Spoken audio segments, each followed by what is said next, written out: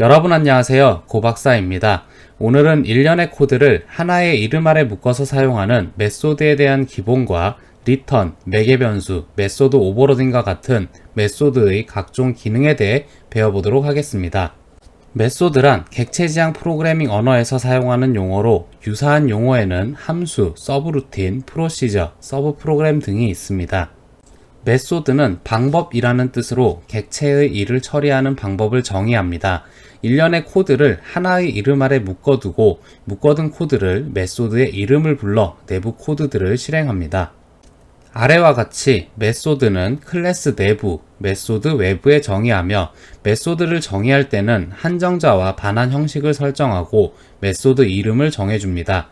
만약 메소드 내부 코드가 작동하기 위해 외부의 데이터가 필요하다면 매개 변수를 선언합니다.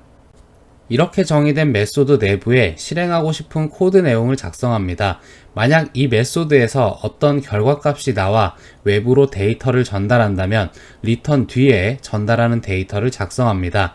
이때 반환 형식과 리턴으로 반환하는 데이터의 변수 타입은 일치해야 합니다. 실제 코드를 예로 들어보면 calculator라는 클래스 내부에 add와 multiple이라는 메소드를 정의했습니다. add 메소드는 매개 변수로 int num1, int num2를 선언했고 메소드 내부에서 int result 변수를 선언해 num1과 num2의 합을 저장합니다. add 메소드의 반환 형식은 int로 return을 이용해 정수형 데이터 result의 값을 외부로 반환합니다.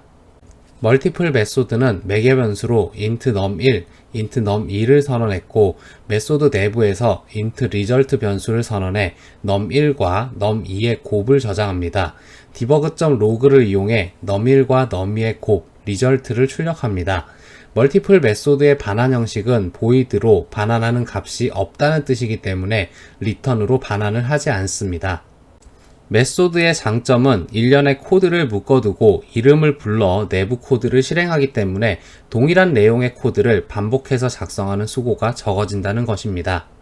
아래 코드들은 두 수를 곱해서 결과를 debug.log로 출력하는 코드입니다.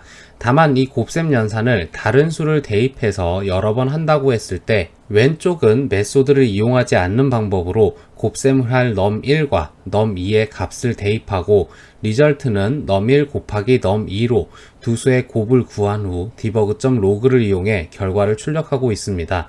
이 코드를 곱셈을 할 때마다 똑같이 작성하고 있습니다.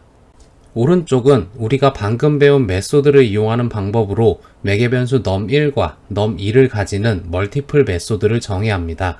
메소드 내부에서는 정수형 변수 result를 선언해 num1과 num2의 곱셈 값을 저장하고 debug.log를 이용해 결과를 출력하고 있습니다. 곱셈 연산이 필요할 때 멀티플 3,4, 멀티플 5,8, 멀티플 4,6과 같이 우리가 정의한 메소드 이름 멀티플과 매개 변수 num1과 num2에 들어갈 값을 괄호 안에 작성해서 호출하면 곱셈 연산 후 debug.log로 결과를 출력하는 멀티플 메소드 내부를 실행합니다. 메소드는 이름을 불러 내부 코드를 실행한다고 했기 때문에 그림과 같이 코드를 실행하는 도중 메소드 이름 멀티플 3,4를 만나게 되면 멀티플 메소드로 이동해 내부에 있는 내용을 실행하고 메소드에 닫힌 중괄호를 만나게 되면 메소드가 호출되었던 멀티플 3,4로 돌아옵니다. 다시 순차적으로 코드를 실행하고 add 10,20을 만나게 되면 add 메소드로 이동해 내부에 있는 내용을 실행하고 메소드에 닫힌 중괄호를 만나게 되면 다시 메소드 이름 add 10,20으로 돌아와 아래의 코드를 이어서 실행합니다. return은 두 가지 기능을 가지고 있는데 첫 번째 기능은 메소드를 종료시키고 메소드가 호출되었던 위치로 돌아가는 역할입니다. 두 번째 기능은 메소드 내부의 데이터를 반환하는 역할입니다. 아래 코드와 같이 int a는 max 10,20이라고 작성했을 때 max 메소드 내부로 가서 if 조건은 만족하지 않기 때문에 건너뛰고 return num2를 실행해 a 변수에 20을 저장하게 됩니다. debug.log max 100,200과 같이 결과값이 나와야 하는 위치에 max 메소드를 호출해 결과값이 출력되도록 할 수도 있습니다.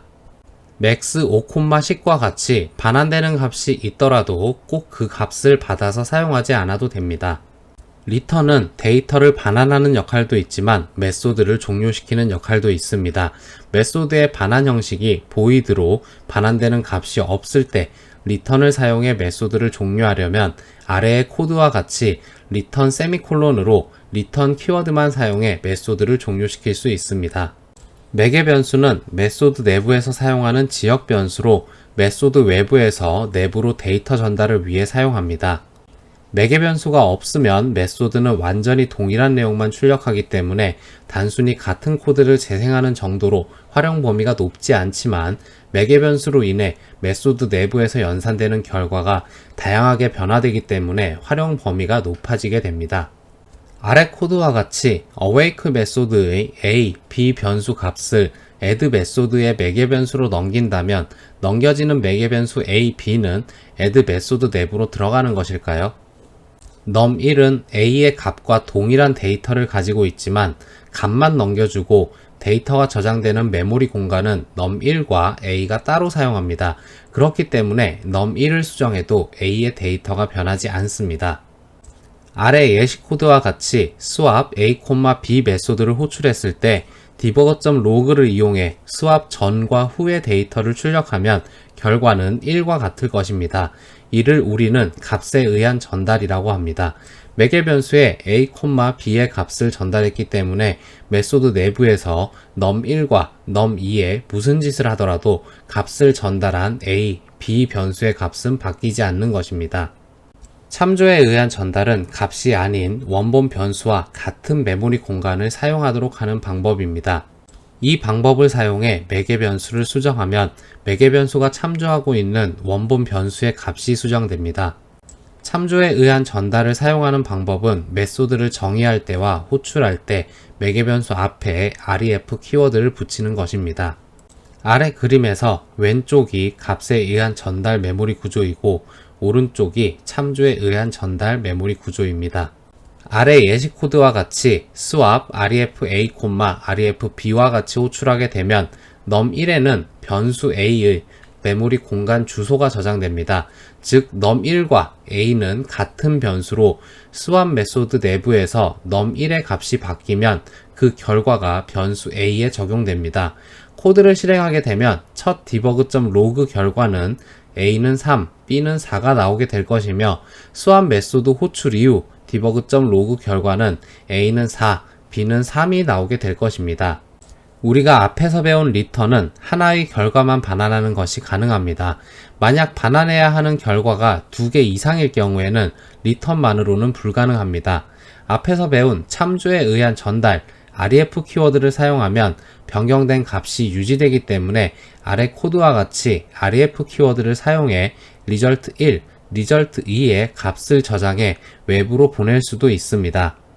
ref 키워드를 사용해도 되지만 C샵에서는 출력 전용으로 사용할 수 있는 출력 전용 매개 변수 out 키워드를 제공합니다.